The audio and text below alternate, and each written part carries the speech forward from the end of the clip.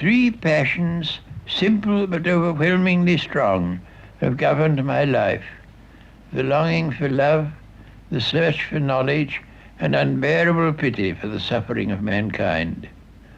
These passions, like great winds, have blown me hither and thither in a wayward course over a deep ocean of anguish, reaching to the very verge of despair.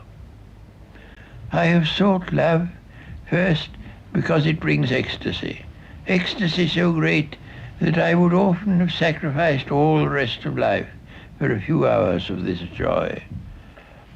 I have sought it next because it relieves loneliness, that terrible loneliness in which one shivering consciousness looks over the rim of the world into the cold, unfathomable, lifeless abyss.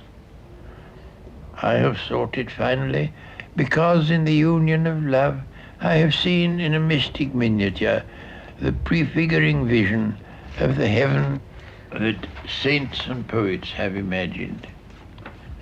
This is what I sought, and though it might seem too good for human life, this is what at last I have found. With equal passion I have sought knowledge. I have wished to understand the hearts of men. I have wished to know why the stars shine. I have tried to apprehend the Pythagorean power by which number holds sway above the flux. A little of this, but not much, I have achieved. Love and knowledge, so far as they were possible, led upward toward the heavens. But always pity brought me back to earth. Echoes of cries of pain have reverberated in my heart.